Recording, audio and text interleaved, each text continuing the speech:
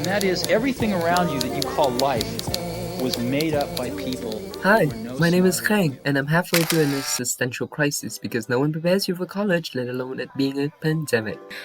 When people say that time flies in high school, I never really thought that it was going to be my turn to eventually graduate and be my own adult. To say the least, I still can't grasp around the idea that I'm a freshman, as bowls of fresh cut fruits are still being offered by my mom. Still, I think that it wouldn't be right to just move on to a new stage of life without looking back at my high school years. So, yeah, here it is.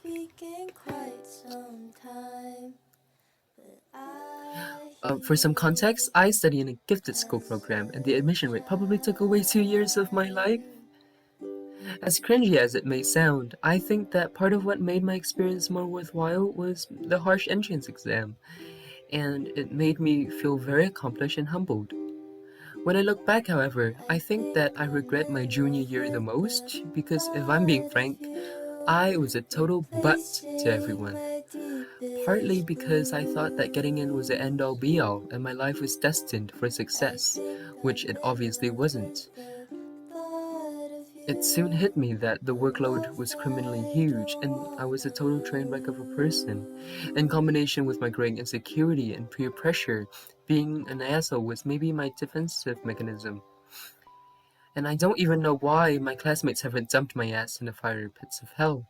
And for that, I'm even more grateful to be part of such a community. Little did I know, junior year was the only year we got to fully experience every special event together, because we all know what happened in 2020. I miss the road trips, the annual camping event, and so much more. Watching these little moments makes me feel so nostalgic for the time when we were carefree teens who didn't care about the world. We were simply existing in the moment. I think I peaked in my sophomore year, and no, it was not because I realized that buckets weren't cool anymore, but it was because I was on a journey of becoming a better, more mature person. I worked harder academically and threw myself out of my then depression hole, being both home and school life. I read somewhere that to cope with trauma, you do things that remind you of home and comfort. For me, baking was that, but also my love language, and I found ways to slowly show people how much I cared. Amidst family turmoils and unhealthy relationships, I'm still starstruck by the compliments that I received. To this day, I'm still so happy that my friends like what I made and did. Then, in the blink of an eye, COVID happened and gave me time to heal and work on myself.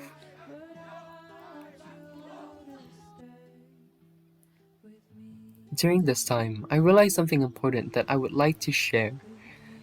It is that I didn't give myself the opportunity to thrive. Maybe it was because of the imposter syndrome, but I felt like I was incapable of competing with the big guns or making myself be noticed. In truth, I'm still not sure whether I could do it, but regardless, I didn't give myself the chance to try, and I really regret that. My senior year was a blur because by then I'd already finished my application process for uni. I think subconsciously everyone kind of knew that it was our last year together in this school and made efforts to make it memorable. We went on more camping trips and made more events to celebrate this brief time of our youth. And for me, I wanted to go out with a bang and did everything that I was afraid to, from dancing to performing to even prioritizing my own self-growth. I made so many meaningful relationships, and even though now that we've drifted apart, I seem to have kept them very close to heart. I must admit, my rose-colored view of high school was short-lived. It was difficult and sometimes traumatizing to say the least. But despite how much I wish some of my teachers and my friends were different, I came to realize that overall, my high school experience was wholesome and had resulted in me becoming a better version of myself. Overall, yeah. And if these walls could talk, I would jump off a fucking cliff because they've witnessed everything from embarrassing moments to sad and anxious episodes, from happy and wholesome times to when we were confused and lost, with the reality of us being in charge of our own success and happiness.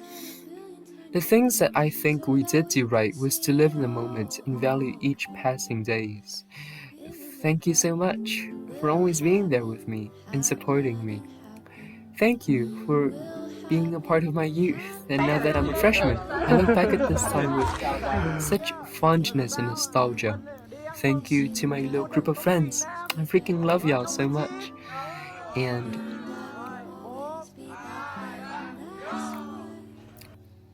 I wish we could wear our graduation gowns and walk up stage with our eyes wrenched and our hearts heavy.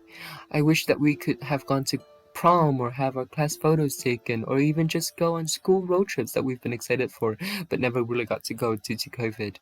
But still.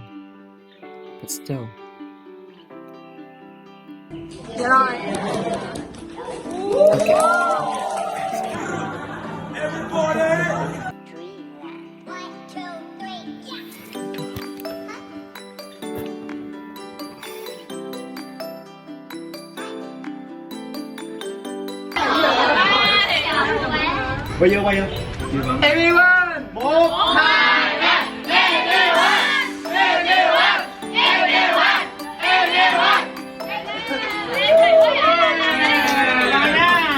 I hope that all of you find success and happiness in whatever journey that you guys may embark in. Thank you to the teachers who have guided us, and thank you Tanglam High School for everything. I'm gonna miss y'all so much.